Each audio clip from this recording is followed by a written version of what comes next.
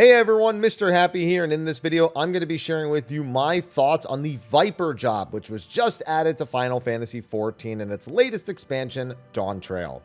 Obviously, I need to do a quick spoiler warning here because I need to have some video on the screen, so I need to tell you what you'll see. I'm going to pretty freely use footage from most of the dungeons that are currently in the game, including the level 100 dungeons that you unlock after the main scenario. I will not be featuring any footage from the final dungeon that is part of the main scenario, and I won't be featuring any footage from the second extreme trial. The first one, however, is in the trailer, live letter. We've seen it a million times, so I'm not going to refrain from including that one here. So now that you've been warned, let me get back to talking about Viper.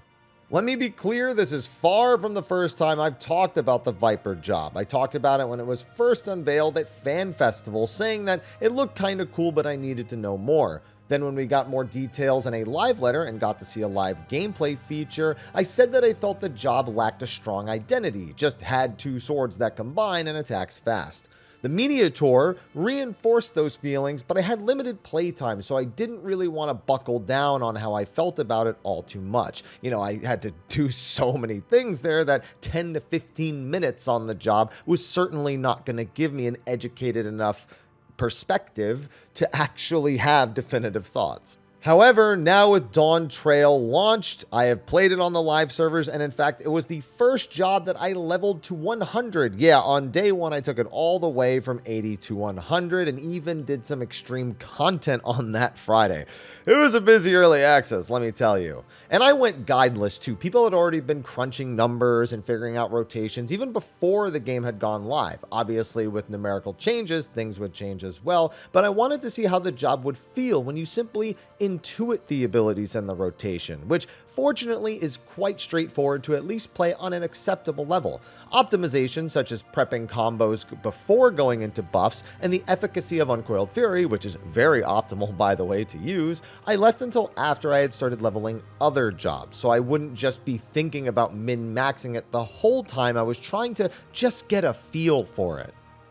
And my impressions have improved over a prolonged use. The job is incredibly busy, as we expected it would be, but it's pretty intelligently designed in many aspects. You consistently feel strong with very few moments where the job actually feels weak. And that's actually a pretty major complaint that I have while we're living in this 2-minute meta era, which who knows if it'll change. Even with job overhauls and stuff coming in 8.0 and beyond, we might still be on something akin to a 2-minute buff window that is at least functionally similar to what we have now. So it's pretty important that jobs feel good during that downtime where you're not constantly mashing and trying to optimize these buttons down to every little single bit.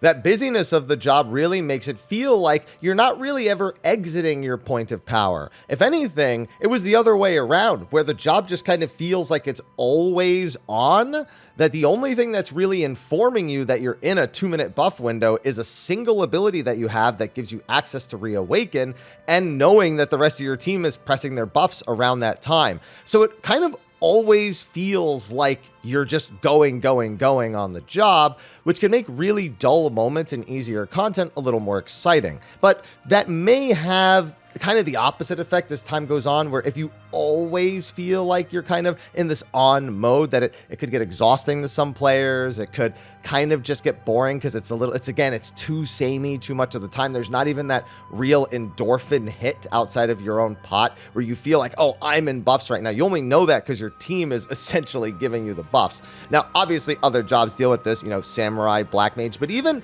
they kind of have more notable, I guess, things that happen during those 2-minute buff windows, abilities that will only occur, and orders of their skills that will only occur during 2-minute buff windows. Here, again, you kind of just know that you're in a 2-minute buff window and you're just doing the same thing, but you're just doing it more optimally. So I don't really know how to describe it, but there's, depending on what you're looking for, that could be good, that could be bad, but it's certainly something that feels more unique to Viper. There's a couple of other jobs that I could label as that kind of, but even again, they have buttons that at least kind of inform you that you're doing, you know, your 2 minutes.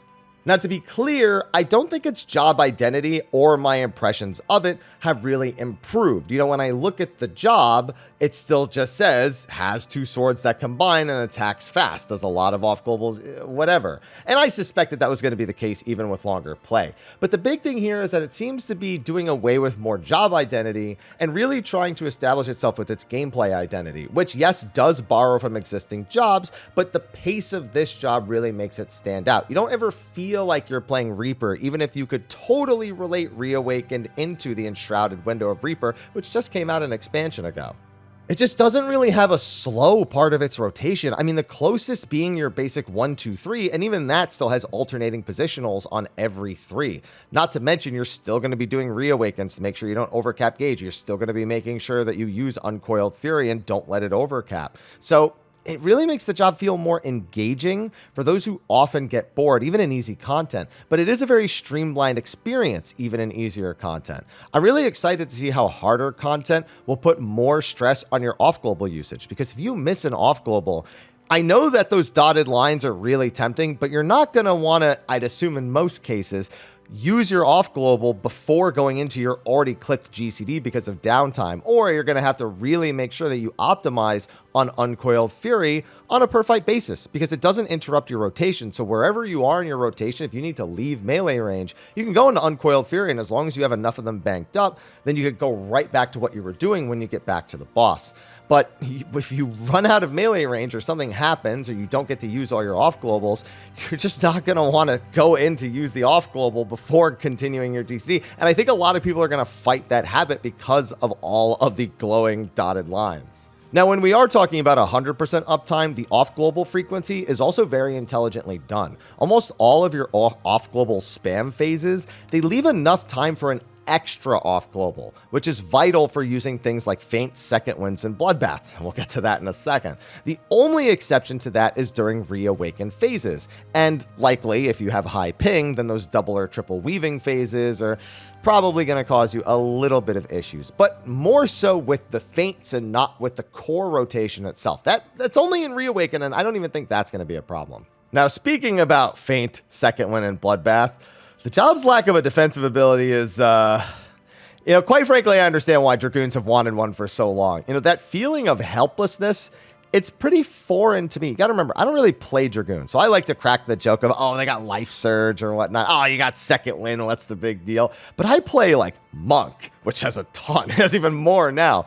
Black Mage, Fizz Range, tanks, healers, like, I don't play Dragoon, so I never really felt the pain. I played Viper for 20 levels, and the number of times I'm not even kidding, I desperately looked at my hotbar as if I was willing one to exist. Like, I knew there wasn't one, but I kept looking at it like, maybe if I think about it hard enough, I'll have a defensive to use. And Viper has tons of hotbar real estate. Like, Dragoon is kind of full, so I kind of get why they didn't get one, but Viper has a ton of hotbar real estate available, so, they could probably use one. And it's definitely a job you'll want to put a lot of hours into to get comfortable. Initially, your instinct might be to, look at your hotbars, to track your off globals. I need to know when my off globals are available, but realistically, their usage is incredibly static. There's no need to do that at all. This will get you in trouble, even in easier fights, so drill this into your head with lots of repeat play so you don't miss what's actually happening in the fights. I know I said follow the dotted lines, but just try not to stare at them as much. Oh, and this is irrespective to the job and how it feels to play, but the job details, ability descriptions, kind of your first impression upon reading everything. I said this before and I'll say it again. It is so poorly done. I said this when people were trying to explain the job during the live letter and people were reading details from the media tour, and everyone's like, I just don't get it. Everyone's like, am I stupid? I just read all this and I'm like, what is even happening? Straight up, this is the only time in the game I'll ever say this. Just don't read anything. Just follow a few basic rules, follow the dotted lines without staring at them too much, and you'll probably be okay. To me, that's equally as intuitive as unintuitive. I mean, who would have ever thought reading would make things worse for once in Final Fantasy XIV? At least that explains why North America is going to latch onto this job real well. That being said, I'm overall pleased with the way the job came out. I can already tell it's not a job that like I would really want to raid on. It definitely doesn't kind of put me at a point where I feel like I'm making enough impact. I definitely, as much as I kind of meme on the fact that I don't really want to play Fizz range, I do want to play Monk, I do want to play Black Mage and raids. I wouldn't even mind healing. I like to feel like I have a little bit more initiative, like I have a little bit more impact on the outcome. And while Feint is good, it's not the same as being a Fizz range and having, you know, my Curing Waltz optimizations and having a couple of defensives here, Dismantle on Machinist or Nature's Min or Troubadour. Like, not having those tools, it doesn't satisfy me enough personally. And that's fine, because not every job is supposed to be for everyone. I don't think they should do all that. Just give Viper a defensive for themselves and only themselves. But I do think it's going to carve out its own fan base. Obviously, you know, a lot of people hopping on it now are going to hop off of it as they go to their other jobs and they find the things that they like over on those ones. And we'll probably see a much more level experience and level, I guess, number of Vipers in the coming months. But I do actually think that at the end of the day, they did do something that was pretty good. And they did do something that I think a lot of players will enjoy, even if you may hear people like me talking about, oh, job identity, this, and blah, blah, blah, and all. Listen, a lot of you are going to be like, fancy swords, go fast, I'm having fun. And quite frankly, as long as that's the case, who cares what I have to say? But that's just my 2 cents. But that's going to be a wrap for my thoughts on Viper now that we have it in the live servers on Dawntrail. Be sure to like and subscribe and stay tuned. I'm going to be doing tons of thoughts videos on the various jobs as I level them up, the main scenario, various features, guides on the normal modes, guides on the savage modes. If you're looking for content, this is the place to be. Anyway, with that, I'll see you in the next one. And until then, take care.